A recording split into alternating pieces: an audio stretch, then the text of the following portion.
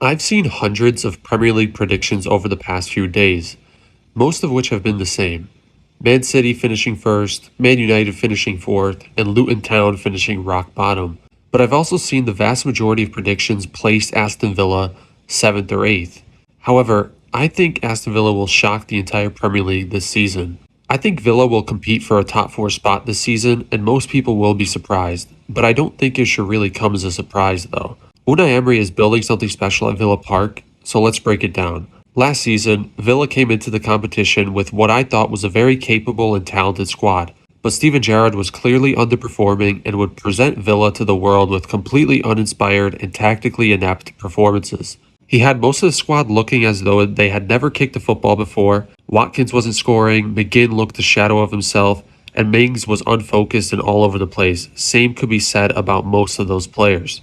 Inevitably, Steven Gerrard was sacked and Villa announced that Unai Emery was going to be the new manager. Gerrard left his team as relegation candidates, and Unai Emery came in and knew that he could turn it around and make Villa European spot contenders. Emery's first match saw Villa beat Man United 3-1 at Villa Park. You could tell that something special was about to come for the rest of the season. Villa Park's atmosphere was electric, and the players looked motivated. For the rest of the season, Emery and Villa went about their business quietly, picking up points and slowly climbing up the table to catch up to teams like Tottenham, Brighton, Brentford, and Liverpool. Villa looked unbeatable at times and had players performing at levels I've never seen them play at, especially Douglas Luiz and Ollie Watkins. Villa finished the season with a 2-1 win over Brighton to secure a place in Europe, for the first time in about 13 years. Villa were back to where they should be, and I think Emery always knew what this group of players was capable of. So far this preseason, Villa have looked brilliant. Some of the results could have been better, but just looking at the performances, they look even better than last season. This makes sense because they have signed elite players like Yuri Tielemans, Pau Torres, and Moussa Diaby. A few days ago, Villa beat Lazio 3-0, a team that is competing in the Champions League next season and that placed second in Serie A last season. Villa absolutely battered them all game. Of course, preseason doesn't mean everything, but the performances and signings look very promising. Back to these predictions. Most people's reasoning for Villa finishing 8th is usually something along the lines of Villa has a European competition, so their players will be tired and they will struggle in the league. This is a fine argument, but it's very inconsistent. People have placed Newcastle and Brighton above Villa, two teams with less depth and that are competing in more difficult European competitions. Also, I just think Villa is going to be better than both of these teams. I don't think the Conference League will be a problem for Villa because Villa has incredible depth and the teams that Villa will be playing are not very good. Villa can play most of their second team in the Conference League and have their first team play in the Premier League games, at least during the group stage phase of the Conference League, which should be pretty comfortable for Villa. I'm going to break down Villa's depth so everyone can see what I'm talking about. In net, Villa have Emi Martinez and Robin Olsen.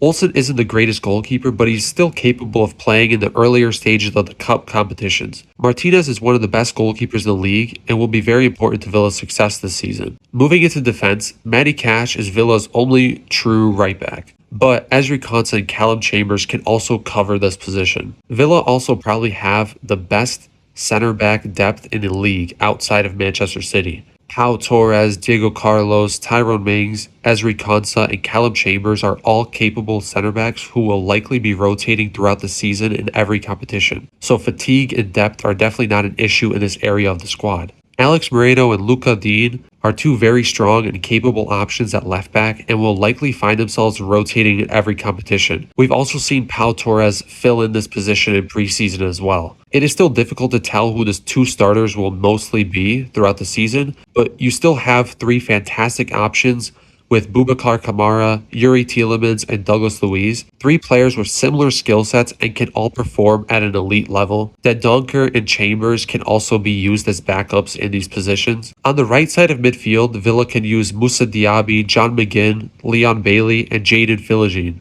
On the left side, Villa can use Jacob Ramsey, Emi Buendia, or Felipe Coutinho. These winger options are stacked and there really is no need to worry about depth. Villa can have Bailey and Philogene play in the Conference League and then have Ramsey and Diaby play in the Prem game on the weekend. Villa will either play with two strikers or have one striker and one attacking midfielder / second striker. The striker options are Ollie Watkins, Cameron Archer, and John Duran. The second striker options will be McGinn, Diaby, Buendia, or Coutinho. As you can see, Villa have plenty of options and may still bring in some top new signings. When every player is fully fit, my starting 11 for Villa would likely be Emi Martinez in net. Then I would have a back four of Cash, Konsa, Pau Torres, and Alex Moreno. I think Pau Torres is the best center back Villa have and looks incredible on the ball. Alex Moreno played a massive role last season in helping Villa finish in a European spot, and I don't see him slowing down once he's come back from injury. In midfield, I would start Boubacar Kamara and Yuri Tielemans. There isn't much that needs to be said about these two players. They are absolute class. I think Kamara has world-class potential, and hopefully we see the best out of him this season. Tielemans will transform this Villa midfield and take them to a new level with his incredible reading of the game, vision, and passing. On the wings, I would play Moussa Diaby and Jacob Ramsey. Diaby looks like he's going to tear up the Premier League, and he doesn't look out of place in this team already. He can finish, take on his man, and link up play very well. Jacob Ramsey is a player that I think could be one of the best midfielders in the league in the next few years. An excellent ball carrier and someone who can put the ball in the net as well, and create from wide and central positions. As the second striker, I would play John McGinn. I hope this is a season where people finally see McGinn's full potential. I think he's an incredible player, and this advanced midfield role is what he is best suited for. He can pick out any pass, he's an excellent dribbler, and he can score a worldie if he wants to. At striker, the only option is Watkins. I think he will have a lot of fun running behind, and I think we could see a 20-goal season from him. So that's my breakdown for Villa coming into the season. I don't think Villa is guaranteed a top 4 spot, but I think Villa are more than capable of finishing in the top 4. I think people are overlooking the depth that Villa has and the fact that Villa has one of the best managers in the league running the show. When I look at every club's squad and how every club has played this preseason and last season, I only think Manchester City and Arsenal are 100% better than Villa, but I can't look at teams like Man U, Newcastle, Liverpool, Chelsea, and Tottenham and think that Villa are 100% worse. I think Villa will cause many teams a few problems next season, and I think they will be very fun to watch. Again, this is a prediction, so it could obviously end up being completely wrong, but thanks for watching the video. Put your thoughts in the comments down below, and thanks for the recent support on my channel.